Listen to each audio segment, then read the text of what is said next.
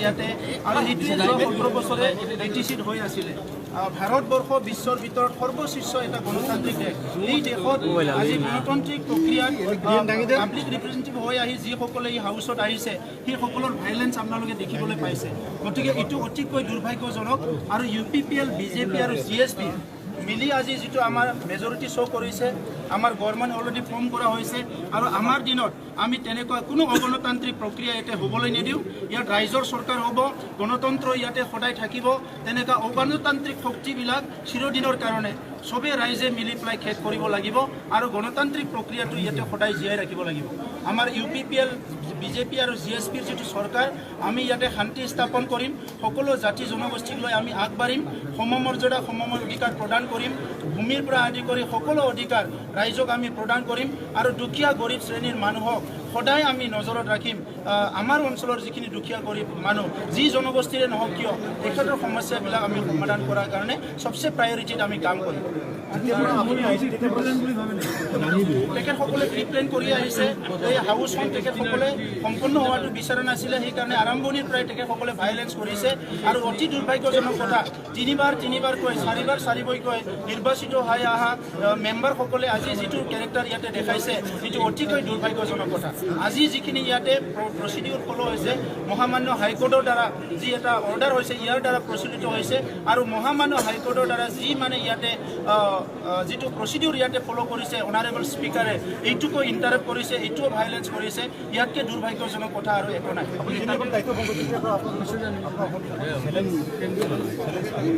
এইটো প্ৰত্যাহ্বান থাকিব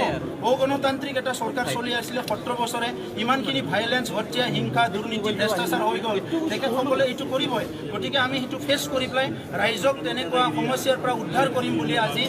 নিৰ্বাচিত হৈ আহিছোঁ আজি আমাৰ সকলো আজি যিখিনি আমাৰ UPPLৰ আজি ইয়াত নিৰ্বাচিত হৈছে ইয়াত সংগ্ৰামী নেতা গোবিন্দ বসুমতাৰী আছে ইয়াত সংগ্ৰামী নেতা ৰঞ্জিত বসুমতাৰী আছে BJPৰ তৰফৰ পৰা আজি গৌতম দাসকে আদি কৰি গণতান্ত্ৰিক প্ৰক্ৰিয়া বিশ্বাস কৰা কিছুমান যোগ্য ব্যক্তিসকলে নিৰ্বাচন হৈ আহিছে আৰু আমি একেলগে মিলি পেলাই BTR অঞ্চলক সকলো জাতি জনগোষ্ঠীলৈ আগবাঢ়ি যাম সুন্দৰ এটা প্ৰশাসন কৰিম আপুনি দুটা পঞ্চায়ত সমষ্টিৰ পৰা জয় হৈছে যিহেতু 22 গৰাকী আপুনি পদক্ষেপ কিন্তু আমাৰ কাৰণে এটা সমষ্টি দুটা সমষ্টি নহয় 40টা সমষ্টি আমাৰ সমষ্টি 40টা সমষ্টিৰ ৰাইজক আগুৱাই লৈ যোৱাটো আমাৰ দায়িত্ব আৰু কৰ্তব্য BPFৰ সময়ত যি সমষ্টিত তেখেতসকলৰ MCLA নাছিলে তাত ৰাইজক তেখেতসকলে বঞ্চিত কৰিছিলে কিন্তু আমাৰ সময়ত আমি 40টা সমষ্টিৰ ৰাইজক সমান মৰ্যাদা সমান অধিকাৰ দিম কিন্তু আমাৰ তিনিটা দলৰ এটা প্ৰতিশ্ৰুতি মই কাতিৰাম বড়ো ডাঙৰীয়াক অধ্যক্ষ হিচাপে শুভেচ্ছা জনাইছোঁ আৰু অহা 5 বছৰত কাতিৰাম বড়ো ডাঙৰীয়াৰ নেতৃত্বত এটা সুন্দৰ আমাৰ কাউন্সিল চলিব সেইটো মই আশা কৰিছোঁ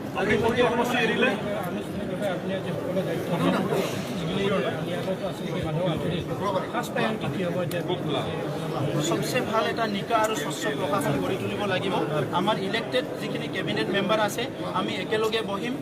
এই খ্ৰীষ্টমাছৰ পিছতে আমি এদিন পিছতে আমি বহিম আৰু আমাৰ যিখিনি এডমিনিষ্ট্ৰেটিভ যিখিনি বিভিন্ন সমস্যা আছে এই সমস্যাবিলাক প্ৰায়োৰিটিত আমি সমাধান কৰিম তাৰপিছত যিবিলাক ৰাইজৰ কাৰণে আগতে যিবিলাক স্কিম ধৰা আছিলে যি স্কিমবিলাকৰ কোনো মানে নিয়ম নীতি ফলো কৰা নাই ৰাইজৰ যিখিনি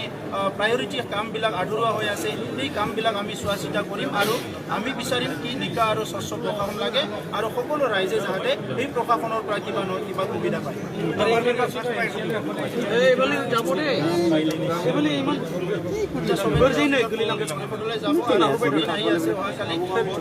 ৰাইজক শুভেচ্ছা জনাইছোঁ মই হাগ্ৰামা মহিলাৰী ডাঙৰীয়া আৰু তেখেতসকলৰ সদস্যসকলকো মই বহুত দিনৰ শুভেচ্ছা জনাইছোঁ আৰু মই আশা কৰিছোঁ হাগ্ৰামা মহিলাৰী ডাঙৰীয়া আৰু তেখেতৰ যিবিলাক কৰ্মকৰ্তা আছে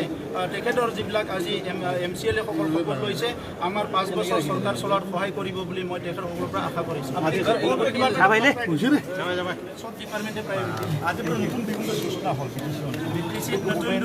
ঘোষণা হ'ল আজিৰ পৰা যাতে কোনো ভাইলেঞ্চ কৰিবলৈ সাহস নকৰে আৰু কোনো অশান্তি কৰিবলৈ যাতে সাহস নকৰে আৰু ইয়াৰ লগতে কোনো যাতে কৰাপশ্যন কৰিবলৈ সাহস নকৰে সেইটো আমি আহ্বান কৰিছোঁ আমি এসপ্তাহৰ ভিতৰতে কৰিম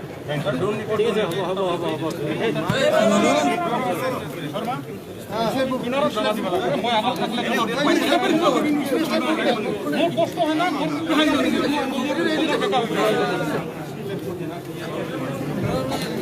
নিশ্চিতভাৱে